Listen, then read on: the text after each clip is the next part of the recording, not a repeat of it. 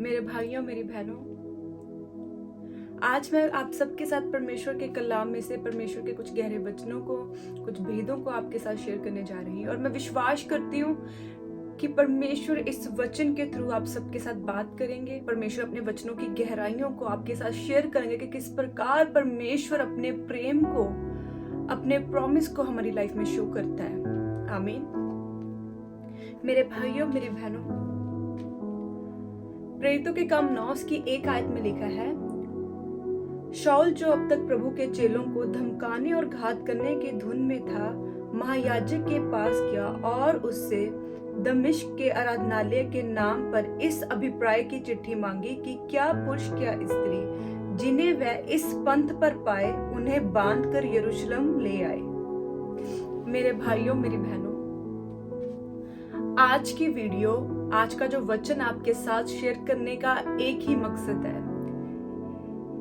इस वीडियो के जरिए, इस वचन के जरिए, आज की इस क्लिप के जरिए मैं आप सबके साथ एक बात को शेयर करना चाहती हूँ। मैं प्रेरितों की किताब को पढ़ रही थी और परमेश्वर ने मुझसे बात की और परमेश्वर ने मुझे कहा कि इस वचन को, इस बात को मैं आप सबके साथ शेयर करूँ। मेरे भाइयों मेरी बहनों, जब हम प्रेरितों के काम 9 की 1 को पढ़ते तो इसमें शाऊल जो खुदा के लोगों के सताव, जो खुदा के लोगों का सताव कर रहा था, जो खुदा के लोगों को तंग कर रहा था, अब शाऊल ने एक अप्रूवल, एक लेटर की अप्रूवल ली। एक उसने लेटर वहां के उस टाइम के गवर्नमेंट से उसने अप्रूवल मांगा, जिसमें उसने लिखा कि कोई भी स्त्री या कोई भी पुरुष जिसे वो आराधनालय में पाए उसे पकड़कर यरूशलेम को ले आए। जिसका मतलब है कि कोई भी क्रिश्चियन, कोई भी खुदा का बंदा जो परमेश्वर पे विश्वास करता है, जो भी उस आराधनालय में परमेश्वर की महिमा करने के लिए पहुंचेगा, वो पकड़ा जाएगा और उसे वो बांध कर यरूशलेम ले आएगा। अब शाऊल के पास अथॉरिटी थी, उसके पास वो लेटर था। अब कोई भी,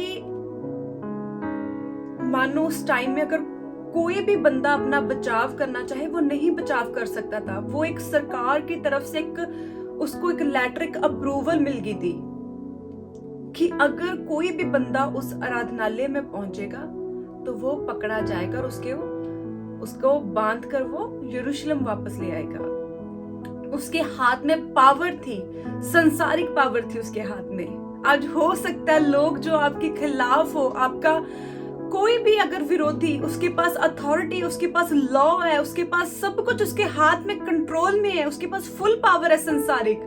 पर मेरे भाइयों मेरी बहनों, मैं आपको बताना चाहती हूँ, खुदा आपके साथ है। आपके पास परमेश्वर की पावर है जो कि सुपरनैचुरल पावर है। उस पावर के सामने हर एक पावर जीरो है। अब शाऊल जो संसारिक पावर, संसारिक लॉ जिसके हाथ में था, वो लेटर को लेकर वो निकल गया लोगों को पकड़ने के लिए। वो कौन से लोग थे? वो खुदा के लोग थे। उसने कहा कि कोई भी स्त्री, कोई भी पुरुष, ये वो स्त्री और वो पुरुष की बात यहाँ की जा रही है जो कि विश्वास में स्ट्रांग थे, जो अपने फेथ में बोल्ड थे, जो विश्वास कर रहे थे कि हाँ, यीशु मसीह हमारे लिए मारा गया, गाड़ा गया, तीसरे दिन वो मुर्दों में से जी उठा। ये वो लोग थे जो विश्वास में स्ट्रांग थे जबकि इतना सताव चल रहा था। लोग तितर बितर हो गए थे। लोग अपनी जान को बचाकर अलग अलग देशों में भाग रहे थे क्योंकि उस टाइम सताव का टाइम चल रहा था। उस लोगों की बात की कि जो सताव के दौरान भी फेथफुल थे अपने विश्वास में और जो तैयार थे अगेन आराधनालय में जाने के लिए और परमेश्वर की महिमा करने के लिए। उन लोगों की बात की जा रही है यहाँ पे। वचन बताते हैं कि वो उस स्त्रियों और उन पुरुषों को पकड़ने के लिए जाने लगा था जिन्हें वो आराधनालय में पाए। अब आराधनालय में वो ही लोग अवेलेबल होंगे जो विश्वास में स्ट्रांग थे, वो क्रिश्चियंस लोग, वो मसीही लोग, वो स्त्रियां, वो पुरुष जो विश्वास में स्ट्रांग थी, जो अड़े और खड़े लोग थे। ये वो लोग थे। अब शाऊल के पास अप्रूवल थी, उसके हाथ में लॉ था, उसके पास अथॉरिटी थी उन लोगों को पकड़ने की। उन लोगों को वो पकड़ने के लिए जा रहा था। वो उन लोगों को पकड़ने के लिए जा रहा था जो विश्वास में स्ट्रांग थे, जो अड़े और खड़े थे। सताव चाहे चल रहा, चाहे कुछ भी चल रहा है, चाहे कुछ भी, उन्होंने कोई फर्क नहीं था, वो स्टिल प्रिपेयर कर रहे थे कि वो आराधनालय में जाएंगे, खुदा की महिमा करेंगे। और इस विश्वास को, इस फेथ को खुदा जानता था कि जो लोग खुदा के साथ वफादार है, जो अड़े और खड़े हैं, तो उन्हें अपनी फाइट खुद लड़ने की जरूरत नहीं है। उन लोगों को शाऊल के साथ बराबरी, शाऊल के खिलाफ लड़ने की, शाऊल के साथ बदला लेने की, शाऊल के साथ फाइट करने की जरूरत नहीं थी। खुदा उनके लिए खड़ा था। वचन बताता है प्रेरितों के काम 9 उसकी 4 आयत में लिखा है, और वह भूमि पर गिर पड़ा और यह शब्द सुना, हे शाऊल तू मुझे क्यों सताता है? उसने पूछा, हे प्रभु तू कौन है? उसने कहा, मैं यीशु हूं जिसे तू सताता है। जबकि शाऊल परमेश्वर के लोगों को सता रहा था। मेरे भाइयों, मेरी बहनों, मैं आपको बताना चाहती हूँ, खुदा के लोगों को सताना, खुदा के लोगों को सताना, इसका मतलब ये है कि आप खुदा को सता रहे हो। शाऊल जा रहा था परमेश्वर के लोगों को पकड़ने के लिए, उन्हें तंग करने के लिए, उनका सताव करने के लिए, उनको बंदी गृह में डालने के लिए वो जा रहा था। पर खुदा ने उसको कहा, तू मुझे क्यों सताता है? खुदा खुद गया, परमेश्वर ने उसे दर्शन दिया, परमेश्वर ने उसे बात की, उसे बताया कि तू मुझे सता रहा है। और शाऊल अंधा हो गया, वो कुछ भी देखने ना पाया।